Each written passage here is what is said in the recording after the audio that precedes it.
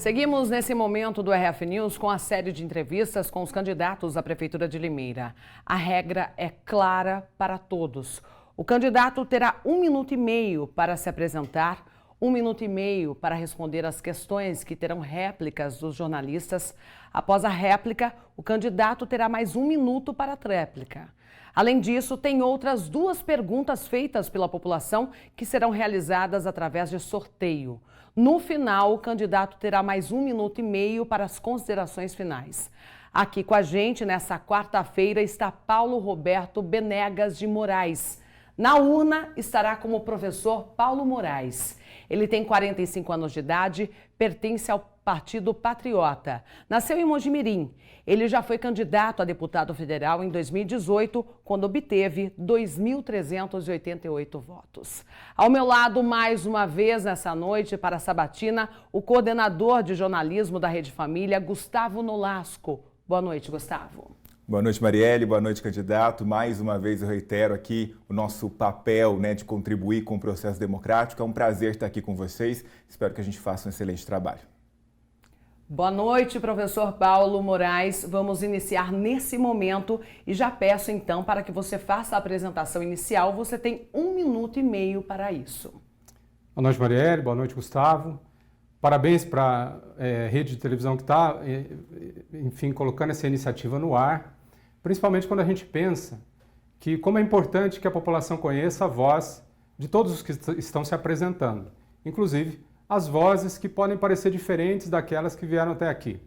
Então, um pensamento conservador, um pensamento de direita, finalmente encontra espaço e nós podemos estar aqui hoje para falar das nossas ideias, isso é uma coisa muito boa. Então, parabéns pela iniciativa, que existam outras, que esse exemplo seja seguido. Professor, patriota, cristão, sou casado com uma limeirense, a professora Daniele, me formei aqui, 2 dos meus 3 filhos nasceram aqui, cidade que eu escolhi para viver e para construir a minha vida. Então, como um ato de legítima defesa cívica, um pagador de boleto e um pagador de imposto, que resolve se colocar à disposição da população num pleito eleitoral, para disputar a Prefeitura de Limeira. Ok, ainda tem alguns segundos. Prefere que eu dê sequência? Podemos. Ok, dando sequência então, Gustavo Nolasco inicia a entrevista com a primeira pergunta ao professor Paulo Moraes. Boa noite novamente, candidato. Curioso o candidato se colocar como um candidato de conservador. Normalmente, esses candidatos investem bastante na questão da segurança. E existe um consenso na cidade de Limeira, assumido inclusive pela Polícia Militar, de que a Guarda Municipal desenvolve um papel relevante no combate ao crime na cidade. Mas, de acordo com o seu plano de governo entregue à Justiça Eleitoral, a única medida para a segurança é a reestruturar a defesa civil. O senhor não tem nenhum plano para os guardas que atuam na cidade? Obrigado pela pergunta, Gustavo, uma pergunta muito importante. Nós subimos a versão final do nosso plano de governo, então se a gente consultar provavelmente agora o que está disponível no site do TSE, é um pouco diferente dessa versão inicial. Sim, a Guarda Municipal ela é central na nossa estratégia de segurança municipal. E a gente não pode falar isso como soluções imaginárias para problemas imaginários. A Guarda Civil Municipal de Limeira precisa ser valorizada na vida real. Então, é impossível a gente dizer isso e, ao mesmo tempo, não ter a viatura para o agente de segurança poder fazer o trabalho dele. Ou ainda, exigir que ele faça isso com um colete, por exemplo, vencido ou com outro tipo de problema nos equipamentos. Então, passa, na nossa versão final do plano de governo, está colocado isso de maneira muito clara. A gente vai investir para reestruturar e reequipar a Guarda Civil Municipal de Limeira como ponto central na nossa estratégia de segurança.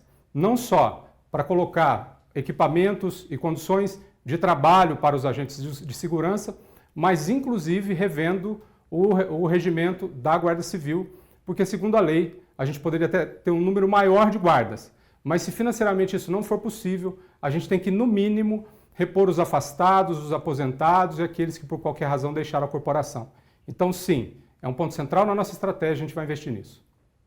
Ok, agora o Gustavo Nolasco faz a réplica e o professor Paulo tem mais 1 minuto para a tréplica. Candidato, eu vou prosseguir aqui com o tema, só queria deixar claro que essa consulta foi feita na data de hoje. Talvez a Justiça Eleitoral ainda não tenha atualizado, depois a gente vai checar isso com toda a segurança, mas ficou muito claro o plano do senhor para essa área. Obrigado. Ainda com base no plano de governo, eu gostaria de falar sobre a administração pública. O senhor garante que pretende reduzir o número de funcionários comissionados, aqueles de confiança, e também o número de secretarias. Eu gostaria que o senhor fosse um pouco mais específico para o eleitor e dissesse quantas secretarias e quantos cargos devem ser eliminados caso o senhor seja eleito.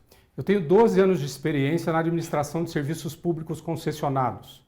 E quando o serviço público é concessionado, há uma necessidade muito clara de fazer mais com menos. Eu fiz pós-graduação na Universidade de São Paulo e a gente aprende coisas importantes lá. Mas como filho de uma merendeira que ficou viva muito cedo, eu tive que aprender desde casa o que é fazer mais com menos.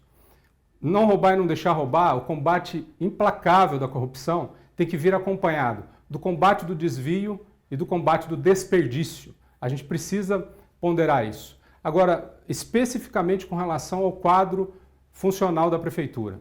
A pergunta que não quer calar é assim: se a gente é bem atendido, se a gente encontra um atendimento de excelência, normalmente tem um funcionário público por trás disso fazendo um excelente trabalho.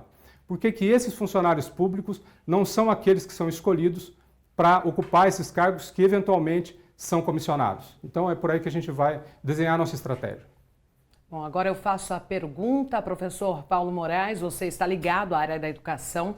Nesse momento de pandemia do coronavírus, um assunto que gera muita polêmica, o retorno ou não das aulas.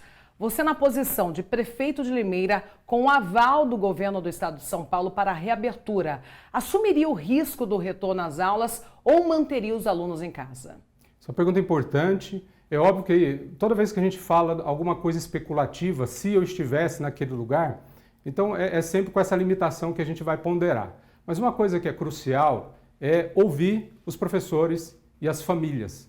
Porque eu penso que o que funciona para uma cidade, uma região, necessariamente não deveria ou não é obrigatório que funcione para outras. Eu escrevi um artigo logo no início desse problema da pandemia, criticando a forma com a qual ela foi gerenciada. O gerenciamento de crise não pode tratar o estado de São Paulo inteiro como sendo a mesma coisa. E esse era um ponto que eu defendia. Inclusive, esse artigo foi até usado por outras pessoas aí. Mas ok, eu acho que é isso mesmo, a gente está aqui para pensar no melhor para Limeira. Mas esse é um ponto crucial. A perspectiva que eu tenho como pai, como educador, é que a gente pune muito a criança da família que é mais humilde quando a gente afasta essas crianças da educação. Eu sou filho de merendeiro e motorista, meus pais faleceram há muito tempo. Se um filho de merendeiro está hoje aqui disputando a prefeitura de Limeira, é porque a educação tem um papel fundamental na vida das pessoas e a gente não pode perder isso de vista.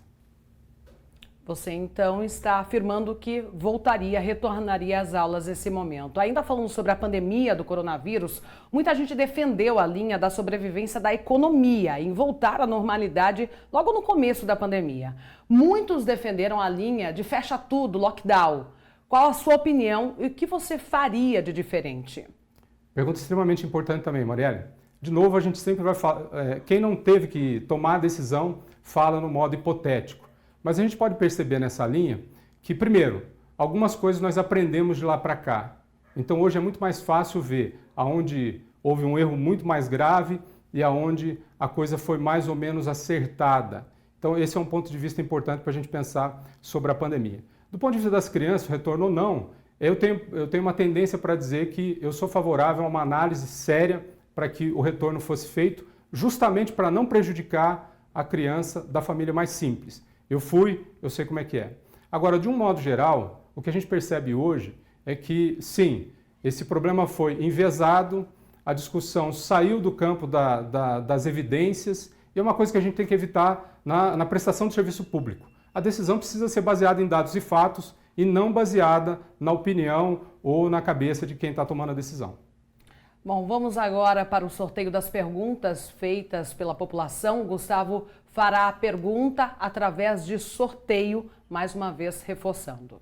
Quem não nos acompanhou nas entrevistas anteriores, quero deixar claro que no início dessa jornada de entrevistas, a gente tinha aqui 22 perguntas gravadas na rua, né, com os limeirenses. Hoje temos 18 e esse número vai reduzindo até o final dessa sabatina, ok? De maneira que São vários temas aqui colocados e se a segunda pergunta dessa rodada repetir o mesmo tema, a gente vai fazer um novo sorteio, descartar essa pergunta por hora e depois retorna ela para a urna, ok? Vamos fazer então uma misturada aqui, ó. Tirar a pergunta, vamos conhecer junto com você aí de casa. O tema é lazer. A pergunta é do Elton Fagner dos Santos. Ele é técnico de telecomunicações e mora no bairro Nossa Senhora das Dores. A pergunta do Elton Fagner dos Santos sobre lazer. Vamos ver. Bom, eu sou morador do bairro Jardim Nossa Senhora das Dores, mais conhecido como a Serra, né? E eu queria saber do candidato qual que é as pretensões a respeito de área de lazer, em prol do esporte, porque lá tem muitas crianças na rua, lá é um bairro onde tem a população lá é grande, muitas crianças. Eu queria saber qual que é a intenção, qual que é o do candidato, o que ele pretende fazer para o nosso bairro. Professor Paulo Moraes, então tem 1 minuto e 30 segundos para responder a pergunta do telespectador. Obrigado, Elton. Sua pergunta é muito importante. E quando a gente olha para o serviço público e pensa que o nosso imposto somado, na casa acima de 1 bilhão e 200 milhões de reais, a gente fica pensando, poxa vida, com esse dinheiro, com a estrutura que já existe, o que seria possível fazer? Se a gente pensar em outra, isso é aplicável a qualquer outra área. Será que o medicamento tem que estar muito longe das pessoas que precisam? Por exemplo, no caso do posto de saúde, será que ele realmente precisa estar mais longe ou ele precisaria estar mais perto? Será que a saúde da família deveria ir até realmente as pessoas que precisam ou essa logística tem que ser dificultada? Será que o horário das piscinas e das quadras, ele é um horário mais burocrático, funciona de acordo com a ideia, sei lá, de alguém que tomou essa decisão ou deveria funcionar em função da demanda de atender as pessoas que moram naquela região? Quantas piscinas, quantas quadras, obviamente depois do cenário cidade pós-pandemia, mas a gente pode pensar quantos equipamentos públicos que estão à disposição e que de repente têm horários restritos, limitações na manutenção ou qualquer outro tipo de problema. Se a gente revitalizar só a estrutura que já existe, a gente já coloca nos 100 primeiros dias de governo muitas opções para a população de Limeira. Então é por aí que a gente vai começar a trabalhar, sempre numa perspectiva dos 100 primeiros dias e do legado que a gente pretende deixar para os próximos 20 anos. Ok, agora Gustavo Nolasco fará mais uma pergunta, mais um sorteio, né, de um telespectador para o professor Paulo Moraes. Misturar aqui mais uma vez. Aqui. Vamos lá então, conhecer juntos qual o tema e a pergunta. Sobre transporte. Quem fez é a Karen Cris Busquim. Ela é assistente administrativo e é do Alto dos Laranjais. Pergunta sobre transporte da Karen Cris Busquim. Na tela. Oi, eu sou a Karen, moradora do Alto dos Laranjais. E a minha pergunta é sobre o transporte público. O que você tem de proposta para nós que utilizamos o transporte público diariamente? Professor Paulo, 1 minuto e 30 para a resposta. Karen, obrigado pela pergunta. O sofrimento do povo deveria ser medido em horas ou em quilômetros, que a gente perde por dia tentando ir para o trabalho ou para a escola. Só quem nunca precisou pegar um ônibus não sabe o que significa isso, essa saga da gente chegar até o nosso local de trabalho ou até o lugar, ou, enfim, qualquer outro lugar que a gente vá frequentar. Logo que meu pai faleceu, eu tive que arrumar emprego. E no primeiro mês de trabalho eu arrumei um emprego do outro lado da cidade e não tinha dinheiro para pagar o ônibus. Eu sei na pele o que é sentir isso. Tem 2 pontos principais. Quem vem aqui prometer mundos e fundos, dizendo que o ônibus vai ser espacial, você vai poder, sei lá, assistir a sua série favorita ou vai ter um serviço de bordo com refrigerante e sanduíche, isso aí está refutado. As pessoas decentes querem o básico, querem que funcione, querem que o ponto de ônibus seja decente, querem que o itinerário seja inteligente, querem que a tarifa seja o mais justa possível em função daquele serviço que está sendo prestado. Então, poxa vida, será que nos 100 primeiros dias de governo a gente não pode readequar isso de maneira decente? Esse é um primeiro ponto. O segundo é um legado que a gente pretende deixar. Limeira é uma cidade DDD. Desconecta, dispersa, descoordenada, e a gente quer uma cidade CCC, compacta, coordenada, conectada. Então a gente pensa o transporte público pensando a Limeira como uma cidade inteligente. É por aí que a gente vai. Pensando uma cidade multimodal, outros meios de transporte precisam chegar e é aí que a gente vai trabalhar. Ok, agora o candidato, o professor Paulo Moraes, tem mais 1 minuto e 30 para as considerações finais dessa entrevista. Agradeço mais uma vez a oportunidade, uma honra para a gente estar aqui. a voz dos patriotas. Limeira é uma cidade conservadora, uma cidade que valoriza a família, valoriza o trabalho. Na área de educação, que a gente ainda não teve oportunidade de falar mais, eu diria o seguinte: para ser cidadão a gente precisa conseguir ler a Constituição Federal. Como cristãos, e a maioria do povo limeirense é cristão, a gente precisa acessar o livro da nossa fé, que é a Bíblia, através da leitura. A porta de entrada da educação é a educação do ensino municipal. Isso vai ser uma prioridade do nosso governo, uma vez chegando lá. A gente precisa disso.